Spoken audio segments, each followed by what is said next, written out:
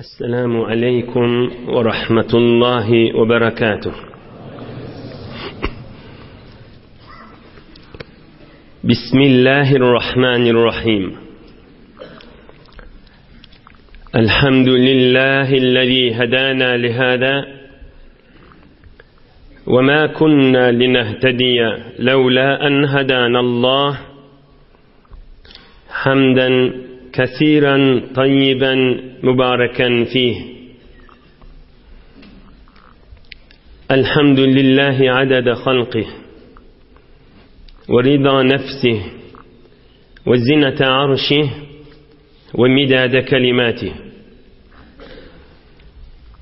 اللهم صل وسلم وبارك على عبدك ونورك إمام المتقين سيد المرسلين سندنا شفيعنا مولانا إمام المتقين محمد النبي الأمي الأمين، وعلى آله وأصحابه وأنصاره وأتباعه أجمعين.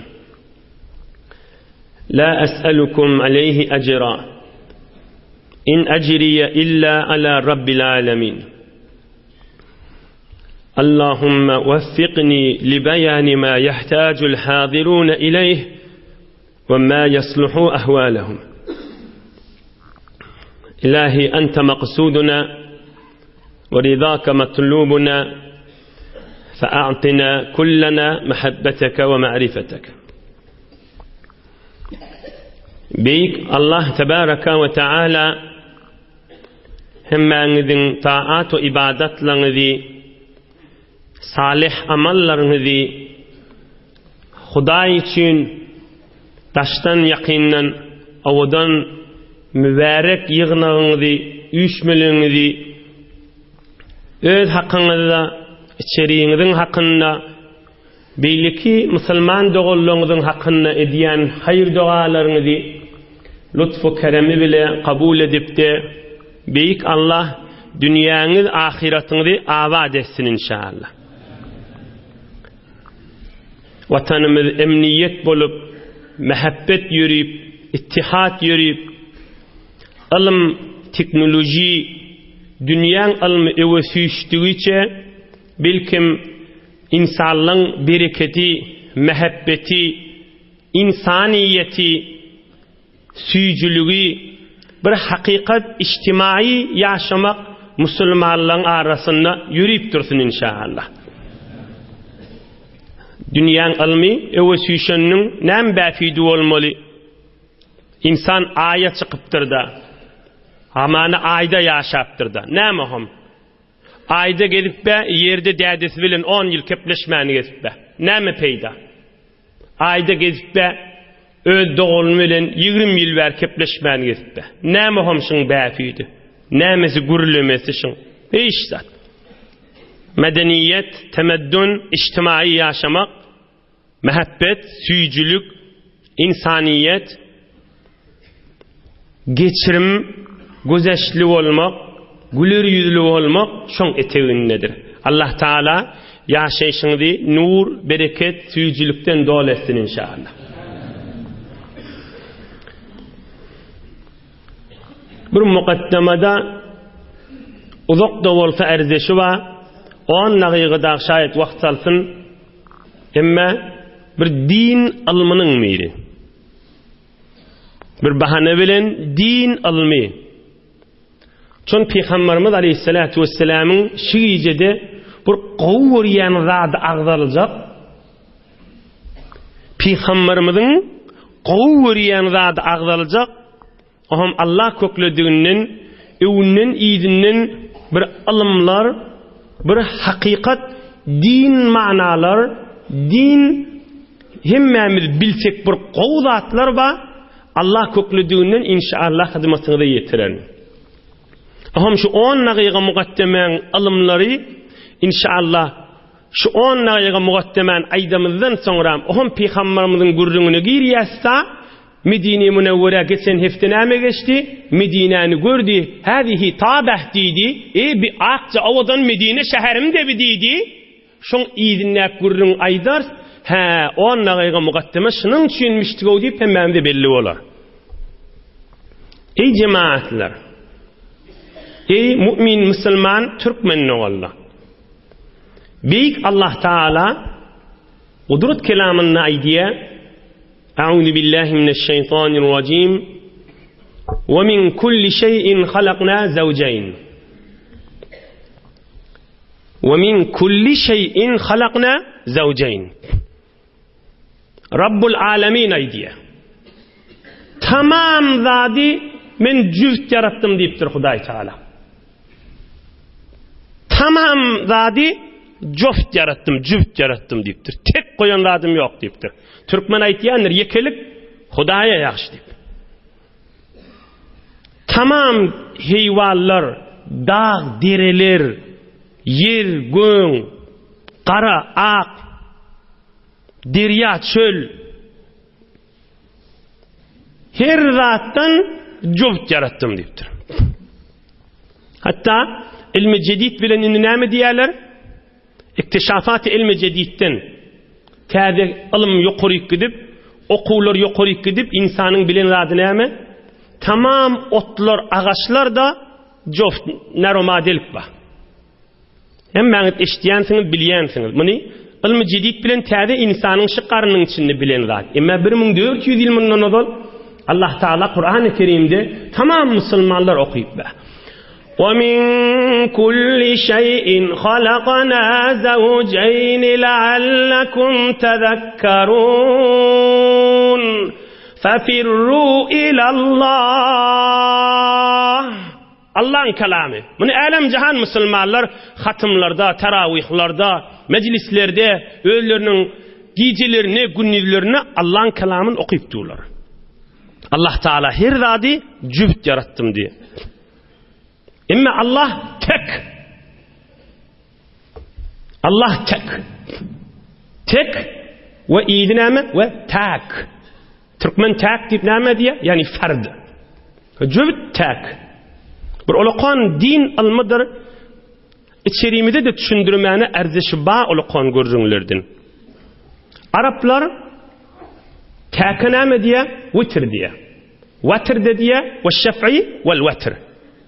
والفجر وليال عشر والشفع والوتر وتر دديا عربلا وتر دديا صلاة وتر دي mi ismi bir tofar ulamalar aydiya witr Allah'ın adı diyala witr yani ne molli tak zawj del tak fard cüft del tak inni tamam mahluklar cüft mi tak mi tamam mahluk cüft Allah da tek da. Ohum Huday Taala insanın ibadetinden tek bolanını qowwarýady. Asıl gurrun inişin üstünde. Hamana sen tesbih sanacak, 2 qaytar subhanallah aytacak. Ondan 3 aydanın qowu. 3 tek da. 2 aydanın menenne günahkarçylyk ýokka. Ýöne 3 aysan qowda. 4 aydanından 5 aydanın qowda. Tek. Alameti näme? Alameti teki. İbadatta tek Allah'a ibadet etýäniň şuary. Resulullah aleyhissalatu vesselam'ın mübarek sözünü okuyup bereyim. İnnallaha tebaraka ve teala vitrun yuhibbul vitra. Hadisun sahih. Allah tek ve tekide ibadette qowwarýar. Emma mahluklar näme? Mahluklar cüft. Ondan üçin türkmen hamany biraz su içýärdi. Ay cüft bolsun, yekelik Allah'a ýakşy. 2 dalil. Ya gözüme taýlak bolsun diye. Bi mahluklar cüft. Emma ibadatta tek etmek qowda. İnşallah bir misallaryny aýdyp bererin, şular bir ilim muqaddemeşi. Allah Taala tek ibadatta tek qowwarýar. Ibadatta tek qowwarýar. Dehret qılanda näçe qaytar ýolýa? 3 qaytar. Tek daşa. Eliň 3 qaytar, ýüzüň 3 qaytar. Ayagyň 3 qaytar. Ya kelläň näçe qaytar mesgidilýa? 1 qaytar. Käbäň daşyndan näçe qaytar aýlanýa? 7 qaytar. Akser ibadatda täkin üstüne goýulypdyr da. Daş atylanda näçe atylýar? 7 daş atylýar. Täk. Safa Marwe umrada, hacda yortulýar. Näçe gaýtar yortulýar? 7 gaýtar yortulýar. Cuma her näçe unden gelýär? Her 7 unden gelýär. Urwanlyk näçe un? 3 un. İde fitr näçe un? 1 un. Täkin üstünde. Adam merhum bolanda dünýeden geçende kefene dolaýarlar. Peygamberimiz aýtdy, sünnetin eteginde. Ya bir parça, bir kefen. Yok da parça yok aman. Emma parça bol bolsa 3 kefenin eteginde, 3 parça dolaýarlar. Hatta Peygamberimiz aýtdy, bir adam merhum bolanda atır sefilenine döwür ta döwür. Şonna atır sefeňizde täk sefeň diýipdir. Ya 1 gaýtar, ya 3 gaýtar, ya 5 gaýtar, ya 7 gaýtar.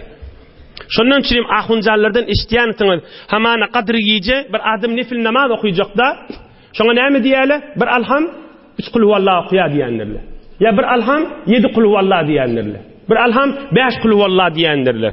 4 kul huvallahu ya 2 kul huvallahu diýen nädirler? Ýoksa 2 kul huvallahu goşanyň menen hiç müşkili de ýok, hiç günäsi de ýok.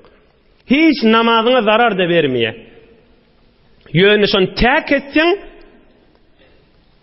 Allah Taala täk ibadatda täk gowurýa kabul bolmaga, sogaby kärräk bolmaga sebepleň birdi. Allah täk ibadatda täk bolanyny gowurýardy. Hatta kefene atır sefilenine de Peygamberimiz şonu täk sepin diýipdir. Ine gel namazyň içine. Namazda ruku diýen. Men teberrük Resulullah aleyhisselam'ın derman sözüni okuyup bereyim. إذا ركع أحدكم فليقل في ركوعه سبحان ربي العظيم 3 فإذا فعل فقد تم ركوعه وذلك أدناه. Peygamberimiz aleyhissalatu vesselam aydiya sizin biriniz Alham surasyny okuyup bolup eňilenni ruku edenne 3 gaýtar Subhana Rabbiyal Azim diýsinni. Şonda da 3 gaýtarda. Tamam mazhabi İslamiyde 3 gaýtar aýtmaly. Peygamberimiz aýtdy 3 gaýtar aýt sünnetin biter diýipdir. Adna kemalil cema' kaza fil hidayah. Sünnetin naqys bolmaýar 3 gaýtar aýtsaň. Ondan çirim bizim fiqhimiz näme fiqh Hanafi, Abu Hanifa'nın mezhebi. Fiqh Hanafi'de näme diýär? ويستحب أن يزيد على 3 بعد أن يختم بالوتر كذا في الهداية. Bir wagt 3'ten kan Subhan Rabbiyal Azim aýtjak bolsaň, şonu 5 gaýtar aýt diýär. Ya näçe? 7 gaýtar. Ya 9 gaýtar. Ya 11 gaýtar. Ya 13 gaýtar. Yustahabbu. Yani şeysen gowrak. Onu men 4 bollum qam, 6 bollum qam dip, on özüň başa gaýlap ýörmeli zat däl, 4 boluny bilen namazyňy zerer bermeýär. Hiç günäkärçiligi ýok. 6 gaýtar aýtanyň menen hiç günäkärçiligi ýok. Ýöne Allah täk gowurýar. Täkde nämen şuar bolly? Alameti näme bolly? Tekiye Allah bolly. Bir tek. Ondan çirim azanyň kelimelerini wedaň. Allahu Ekber, Allahu Ekber. Allahu Ekber, Allahu Ekber. Eşhedü en la ilahe illallah 2 gaýtar. Her gaýty 2 tänaça 14 bolýar. Emma ahirin kelimet la ilahe illallah 1 gaýtar. Tek we 15 kelime bolýar, o da täk bilen tamam bolýar da. Yoksa cüft bar ya da şon adamları eşittirmeli, tekrar bilen gitýär. Tekrar bilen gitýär. Emma ta ahirin kelime bar ya, kelime-i tevhid, la ilahe illallah. Emma şu la ilahe illallah baranna 11 gaýtar aýdylýandyr.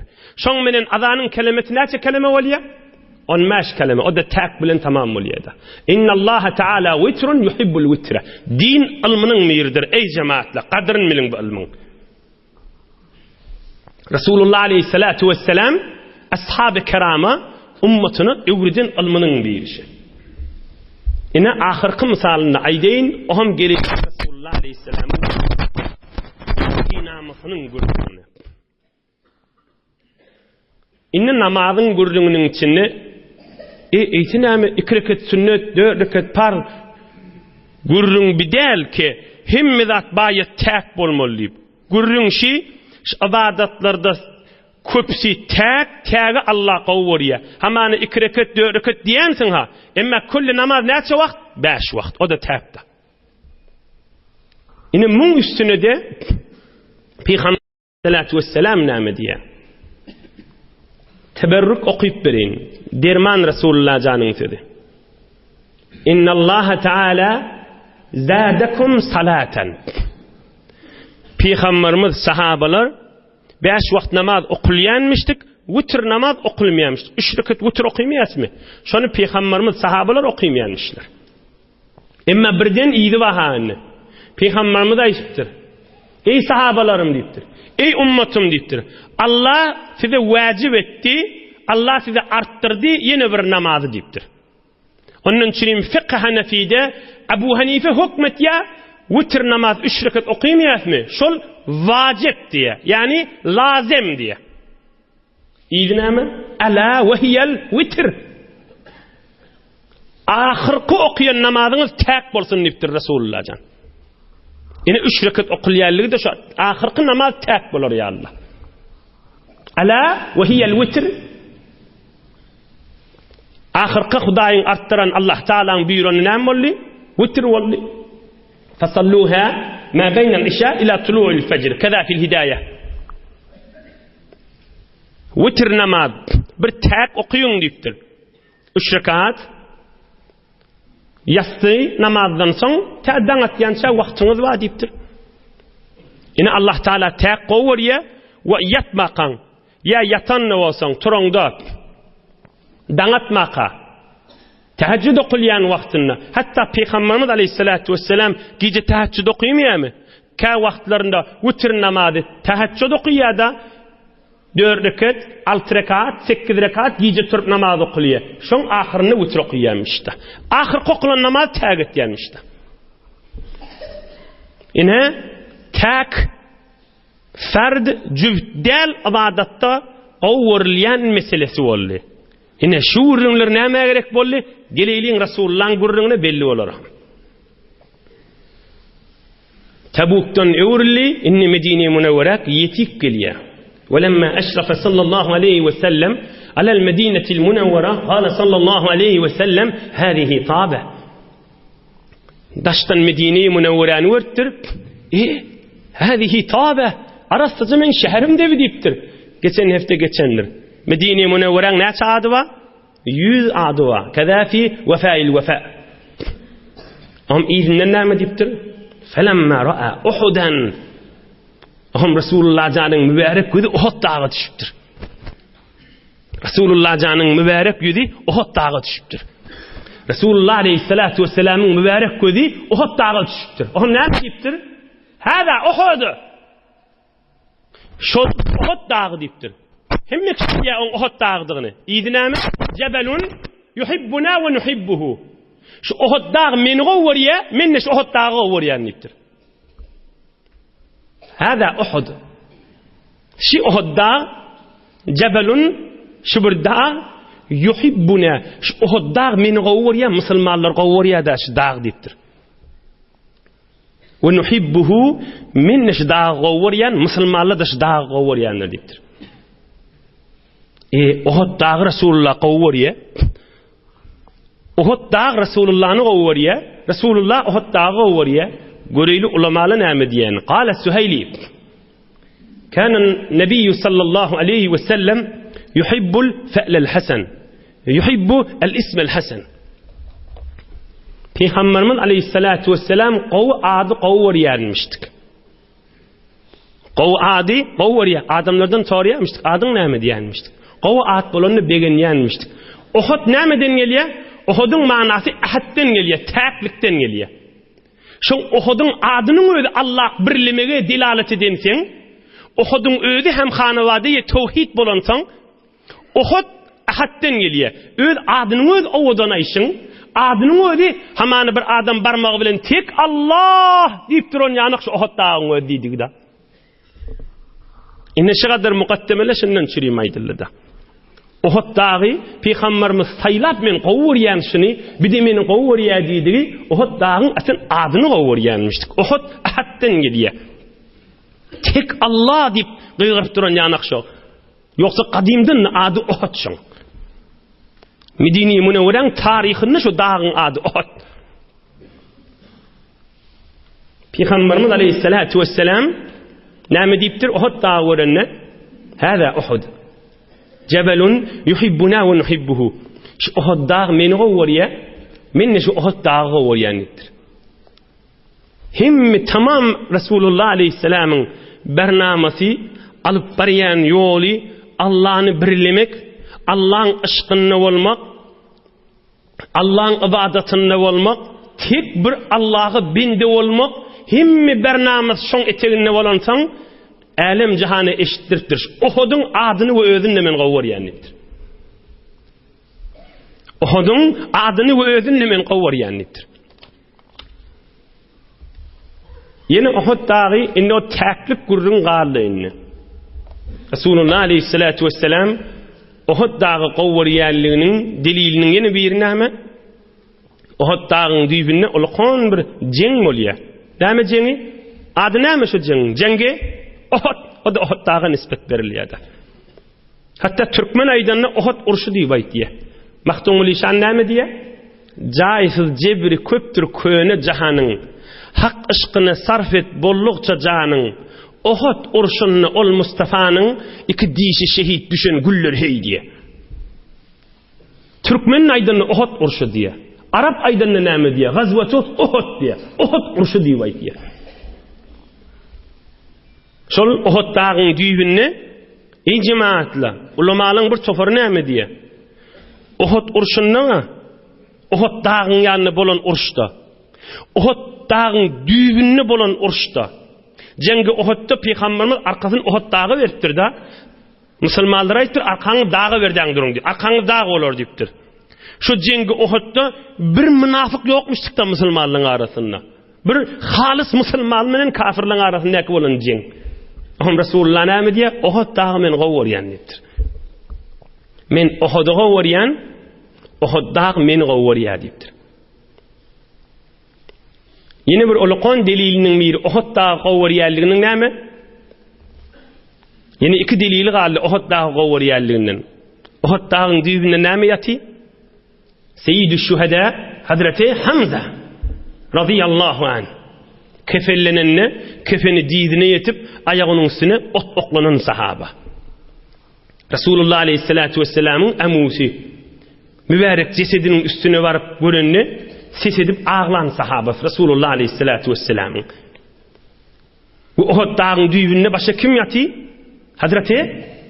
Hazreti Mus'ab. Yüzügüdi, qatdi, yürüyenini eyn Resulullah'mıştık. Kim? Hazreti Mus'ab. 40 ýaşynda. Şoňda şehit bolup, şotada mübarek kabri var. Kafirler Mus'ab'ı öldürürlerini Muhammed'i öldürdük deyip qıýgyrypdyrlar. Bitir meňdeşmişdik Resulullah aleyhissalama. Mus'ab, qari sahabamıştık. O da Uhud dağın düýbünde ýaty. Başga 20 ýaşynda şehit bolan, toyunyň ertisi şehit bolan sahaba. Kim? Perişteler cennetin suwu bilen yuwan sahabasy.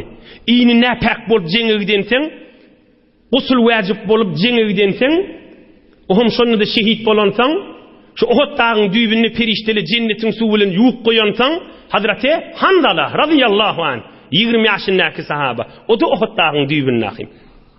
Ve kulakları kesilip, burnu kesilip bir ağaca naha düz koyulan sahaba. Hazreti Abdullah ibn Cahş. Kafirler ağzı burnunu kesip bir naha düz koyupdurlar Abdullah ibn Cahş'ın. O da Uhud dağın düýbünde. Ve 70 sahaba Uhud dağın düýbünde ýatyşy mahalla. 70 sahaba. Resulullah aleyhissalatu vesselam Uhud dağı görenini aýdypdyr. Bu Uhud men Uhud'u gowurýan, Uhud meni gowurýar diýipdir. Bu ahirki delille Uhud min cibalil cenneh rawahu al-imam Ahmad marfu'an kaza fi Fath al-Bari li Ibn Hajar. Peygamberimiz aýdypdyr, kıyamatda musulmanlar cennete girecekler beheşte, Uhud dağı da götürüp beheşte salınacaklar. Uhud dağı cennetin dağlarından olacak diýipdir. Hada Uhud cebelun yuhibbuna ve nuhibbuhu. Uhud dağı cennetin dağlarından olacak deyiptir. Uhud dağı cennetin dağlarından. Bir vakt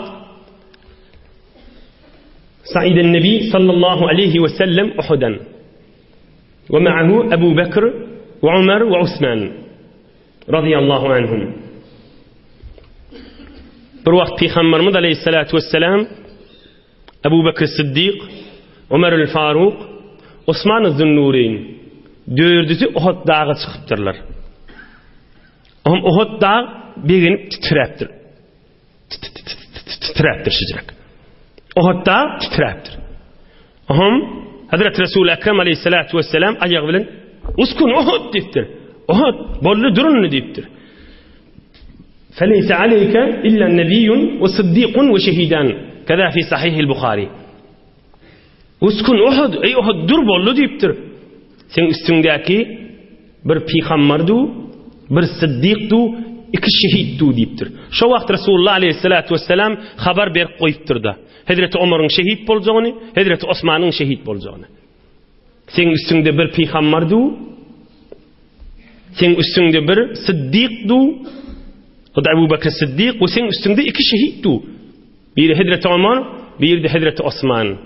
Yine Uhud dağın Resulullah aleyhissalatu vesselam bitir qovvaran dağı olansan açıklap evi iyidi bilen hizmetini yetirdik. İnni iyidin näki gördüňler inşallah hizmetini alan yetirip bereyin. Näme gördüň? Uhud dağı. Resulullah aleyhissalatu vesselam görüpdir Medine'ni. Hadihi tabe. Uhud dağı görüpdir. Ey Uhud dağı. Men onu qovwaryan, o meni qovwarya. Uhud dağı qovwurup üstüne de çykýanmışda. Oham ýanky gördüňler bolupdyrda. Elhamdülillah. Biz de haca gidenimizde Medine-i Münevvere'de Allah Teala'nın nesibesi oldu. Uhud dağının üstüne çıkıptık. Yanımızda hiç adam yoktu. 2 rekat namaz okuyup üstünden düşüp kayıp geliyor kalk. Saudin servazları evimizden çıktı. Namet yan dağın üstünde deydi. Müteessifane olun teberriklik barada ıtıkatlar harap olunsan sorudu. Namet yan dağın üstünde deydi. Biz ayttık. Resulullah'ın mübarek sözünü okuyduk. Hada Uhud cebelun yuhibbuna ve nuhibbuhu. Bu Uhud dağı Resulullah'ın qovwaryanmıştık. Ve Uhud dağı Resulullah'ın qovwaryanmıştık. Ve Resulullah şunu qovwaransan dağı ve dağda Resulullah'ın qovwaransan men işini qovwaryan ve şun üstüne vur çıkıp namaz okuyup qaytdım. Om hiç de demedile ve yine de Medine-i Münevvere şehre gaşin giyip oğratıqda. Elhamdülillah. Inni goleyli iyidinde näme gurjunları bolupdyr. Resulullah aleyhissalatu vesselam Medine-i Münevvere'ye yetip gelýär. Fedana Resulullah sallallahu aleyhi ve sellem el-Medine'tel Münevvere. 30.000 sahabası bilen Medine'ye yetip gelýär. Medine'de näme barny? Medine'de 4 zat var. Medine'de 4 zat var. Biri 80 nefer dağın münafık var. Neçe nefer? 80 nefer gitmediler Peygamberimiz bilen. Ya Resulullah men kellam ağrıya qalsam qowulacak deyip qalpdyr. Ya Resulullah ayağım ağrıya. Men anam beriydi, ayallığınım beriydi. Tamam yalan bahanalar bilen 80 münafık qalpdy. Bula bir boldy. Başga näme Medine'de? Münafıklar bir mescid bejerip koyupdyrlar Peygamberimiň mescidiniň beýirräginden. Peygamberimiz gelende şunda namaz okar. Oham musulmanlar böyle närsesini çıkarmaň deyip mescid bejerip koyupdyrlar münafıklar. Bir de 2. Başka näme Medine'de? Peygamberimiz Medine'ye yetip gelýär. Başka 3 musulman, 3 sahaba imanlarına hiç şek yok, kamil sahaba nefslerini büyürüp bilmeyen qalıpdyrlar. Bir de bu oldu. Ahirki başka kim barny? 4 zat. Biri bir mescid bejerip koyupdyrlar, biri münafıklar. Bay Peygamberimiň ýanyna gelip yalandan ya Resulullah näme diýip öwlerinden çykjaklar. 2 boldy.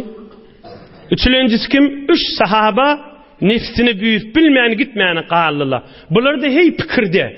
Resulullah Medine'ye yetip gelýär. Resulullah'ın Allah ilmi doğrusuna aýdy ilmi. Allah ilmi doğrusuna aýdy ilmi. Allah ilmi doğrusuna aýdy ilmi.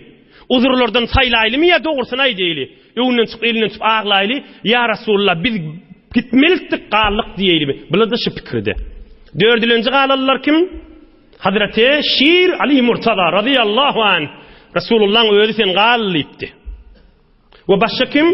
Başka bir tofar garipla ağlaşık gallylar. Gidesimiz gelýär, zatymyz ýok biziň diýip.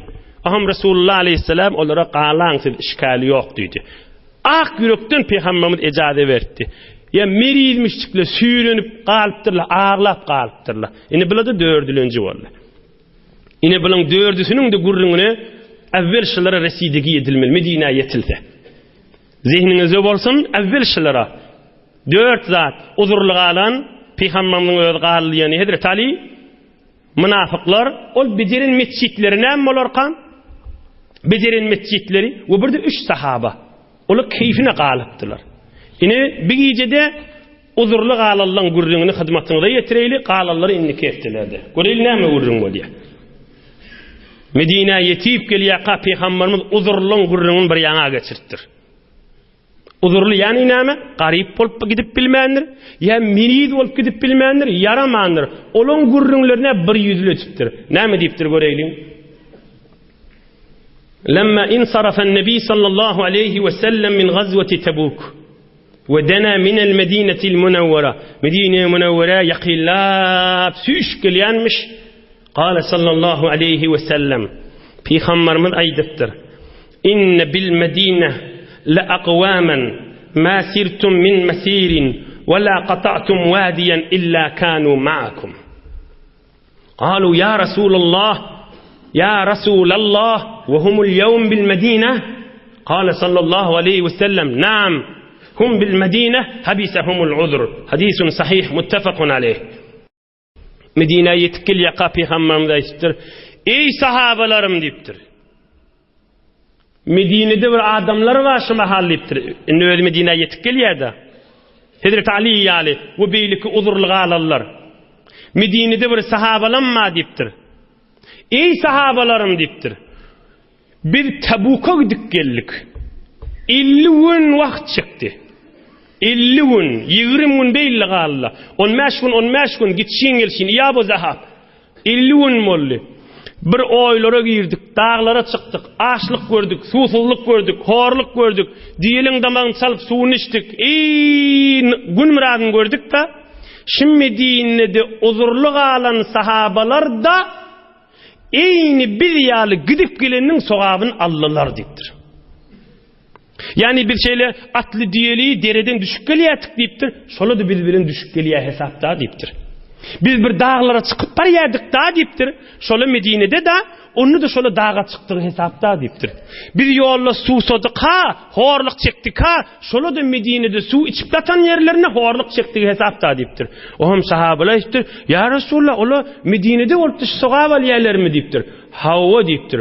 Olaň ýürekleri berdi diýipdir. Yönü bolmadı, uzur vardı diýipdir. Olaň ýürekleri berdi diýipdir. Ola jany bilen gaýtjakdan bolmadı diýipdir. Mana wa cemaatdir. Mana bolansaň da Rasulullah'dan seçipdir bu manany. Hamana ýan ýas okuýdyňyzda cemaat bilen hemmäňiz dikdir okuýdyňyz.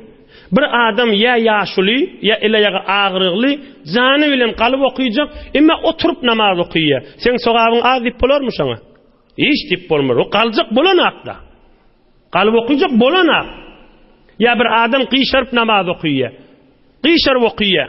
Oturup okuyacak bolya yaranak. Besterde yatı. Bolanak kalmellerliktirdiktir. Canı bilen kaljak. Şoňa sen namazın sogap az dip bolar mı? Hiç bolmaz. Bir canı bilen gitjek. Muň ýüregi kalypty. Dik durup namaz okuyýaty ýürek. Gursagyndaky ýürek dik durup namaz okuýaty, bedene ejade bereler.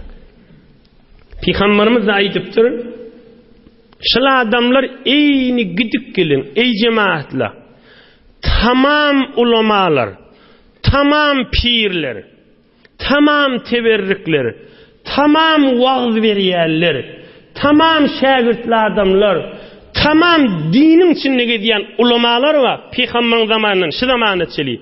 Her wagt niyet yürek salim bolman gurrun nesile Peygamberin şu gurrunu okuyalar da.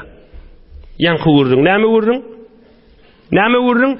Ey sahabalar, Medine'de bir adamlar var, biz bilen gitmedi, biz bilen gidenin sogabını aldı deyip. Tamam ulamalar şun meclislerine aytyalı o kitaplarını yaptırladı. İnsan heyurum ulqon gurrun ha. İnni bikimlen gurrun uzurlu adamla. Ey cemaat bir soru. Peygamberimiz Tebuk'a gidip geldi içlerine 30 bin neferin içinde münafık badım yoktu mu? İç kafir adam. Badi. Bir münafık adamlar badı da şu cemin içinde. Şolar kıyamatta ey Hudaya biz de Resulullah bilen Tebuk'a gidiptik bir de sogap verdiyse sogap verirler mi? Sogap olacak mı o gitişlerinden? Adamın amalının da peydası yokmuş tika niyet harap bolsa. Adamın amalının peydası yokmuş tika niyet Allah'ın ışkı bolmasa. Bir adam yüreğine Allah'ın ışkı vuruoti. Hudayın ışkı vuruptu. Yöne yaranak, bolanak. Bana da sogap verilliye. Acip kim mamla? Acip gen dinin gurrunu. O da näme gurrun? Yürekteki niyetin yüreğinde Allah'ın ışkı küfülmegi. Allah'ın ışkı vurmagi. O Huday için gitmegin. Onun için İmam Azam 3-4 dakika qow vaxtımız var. Din dünyanın abat bohun qow dikkat edelim. İmam Azam Ebu Hanife'nin zamanında her şehirde münden Ebu Hanife'yi alı adamlar varmıştık şu zamanında. Ebu Hanife'yi alıp olmasa şehirde alıp varmıştık da. Kufe dolu, Bağdat dolu, Mekke dolu, Medine dolu. Şam dolu. Ebu Hanife Kufe demiştik. İmam Evzai Şam demiştik. Her gayet dağ yalda. Dağ nem oluptur olan yanına. Ulamadan dolmuştuk şu zamanında. Hop. Müslüman kafirin arasında ceng bolyanmıştık din için. Şonda Müslümanlar, mücahitler kafirler bilen ceng etip gelirlerine näme diýenmişdikler Ebu Hanife ala adamla. Hop, cengden geldiniz mi? Hawa geldik. Kafirler bilen çalışdınız mı? Hawa Huday için hava, ölünüňiz devam hava, öldürüňiz devam hava. Men size bir daha da diýenmişdik şu çoňy ulamalar. Näme diýenmişdik? Şu siz kafirli bilen gurşanyňyzda cihad-ı asgar diýäler. Kişiçik gurş diýenmişdikler. Näme diýäler? Kişiçik gurş. Näme ya ölýän ya öldürilýän da diýenmişdikler. Emma siz jengden geldiňiz mi hava? Inni yüreğiniz arassalacak bolup nefsiniz bilen gurşun. Ulu urş cihad-ı ekber bidir diýenmişdikler. Ulu urş öňüňizde baýyndy diýenmişdik. Takappurluň aýyrmak, Hudaý üçin bolmak, yüreğinde Allah'ın ışkı vurup durmak, tamam harekatyň Hudaýyň razyçylygyndan üçin bolmak, ulukon jeng öňüňizde we öýüňize gelenizde we diýenmişdik. Şonun üçin de bir wagt bir adam haja barýanmışdyk. Ya umre etmäni ya kan haja gitýänmişdi. Farz hacı däl. Farz hacıyn gurrun däl. Ya kan umra gitýänmişdi, ya hey nefil haja gitýänmişdi. Yolla Sultan Bayezid Bestamiň salamına barıpdyr. Sultan Bayezid Bestamiň ba wagtymyşda. Oňa salamlaşdyr, ýep barýan hajaga diýipdir. Onda men nipdir zol umra gitýän nipdir, zol haj etýän nipdir. Oňa oň bilen gurrun deş bolupdyr, görüpdir, yüreği salim adam dälmiş. Häzir yüreğini terbiýet bermeli. Häzir yüreğini Allah'ın ışkyna geçirmeli. Häzir bizleri meclisler geçirmeli. Yüreği oynayan, yüreği Allah'ın ışkını geçiryen oturuşuklar geçirmeli häzir bir adam. Ona aydypdyr, hajaga diýipdir. Kaaba näme diýip barýan diýipdir. Me Kaaba belli diýipdir. Tawaf etýän diýipdir Kaabaň daşyndan. Kaabaň daşyndan aýlanmakan, häzir men öýümüň daşyndan, men hüjrämiň daşyndan, men oturuşugymyň daşyndan bir 7 gaýtar aýlan häzir diýipdir. Häzir men oturuşugym, men mejlisimiň daşyndan bir 7 gaýtar aýlan diýipdir. Yani yüreğin saflı ohum hacın ağaşın gittiptir. Yani insan ey cemaatla, insan Müslüman ibadet eder sogap kazanar. Emme ibadeti bilen yüreğim men safladım deyip başarmaz. Yani näme? Yani yürek saflajak bolsaň, yüreğin Allah'ın ışkyna geçirecek bolsaň, men ibadetlim Hudaý üçin bolsun diýjek bolsaň, şu meclisler hükmen gerekti. Eğer bir meclis olmasa ne mi der ol adam? Tesbih saniye, gece teheccüd okuyor, hacca gidiyor, şeytan on kuluğunu üflüyor. Ne mi diye? Sen yalı evliya adam yoktur ha, sen beterken umra gittiyen ha. Sen hormatına doğdu aşırı yerin yüzü da deyip, onu ağlap, öğünü ne mi kadip, onu şeytandan pes et koyuyor. Onu ne etiye? Bir adam etiye, ibadet etiye de hamana, zor şeytan onu üfle oti. Sen neme? Sen ahun molu da sen yanında hiçtir, falan soflu da sen yanında hiçtir, falan ibadet yerli hiçtir. Sen yerleri kıdık geliyen, sen halkın okuyamayan vakti okuyor, on şeytan hey üflüyor.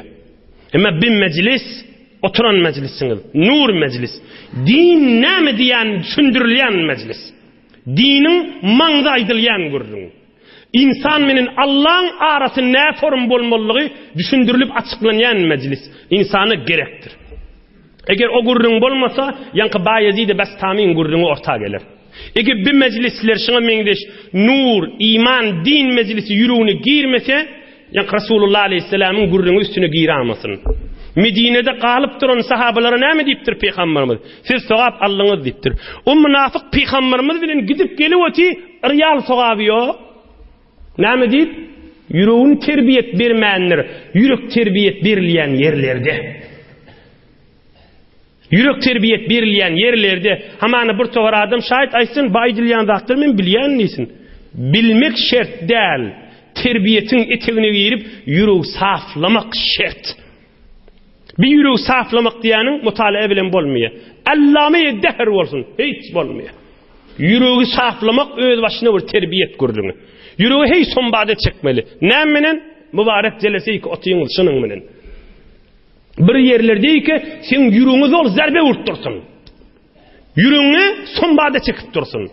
Bir meclisi ki şunu giyip çıkanda öz necilediğini tanıtsın. Şu meclisi giyip işte çıkıp bariyasta 4 taşlardan doğadan sonra çıkıp bariyakan hem her kim. Şi sütünden taşı sütüne gelyençe. Etikte yok orada daşarda. Hemen qovu bilyensin. Şu meclisten bariyakan öz necilediğini özüne belli ol kitiyada. Şu meclis gerek insana. Neyin ki öz ibadet beren yerini özüne nem kadisin o yüreğinden haberi bolmasın. Ondan süreyim sofalla yarışan nemi diye. Anın dek mülkünün sultanı bolsan, ne hacet yeryüzünün hanı olsan. Eğer sen yüreğin terbiyet verilse, yüreğin saflansa, Allah'ın ışkına girecek bolsan, öz yollarını geçirmelimiştik deyip şunu bilasan mara. Anın dek mülkünün sultanı bolsan, ne hacet yeryüzünün hanı olsan, şicirek dağı meclisi yüreğin saflap, şicirek arasında yüreğin bolsa vara, Hudayın ışkını geçmeyen yolunu bilinyen zat kalbına girse, şu yüreğimin eyesi olsan bolor, yerin yüzünün padişası olacak bolup görmediktir. Yerin yüzünün padişası olacak bolup görme. Men arasında terbiyet berilen yüreğimma, murebbi ve Allah'ın dostu saygal veren sonbada çıkan yüreğimmadır deydi Hudaýa şükretdige daha diptir. Allah Teala yaşayışınız nuru imandan dolu etsin. Hudaý dünya ahiret izzet versin hemmede. Hudaý Resulullah'ın ve dostları Allah ve Allah'ın dostlarının ışk ve muhabbetini yüreğinizde dolu etsin inşallah.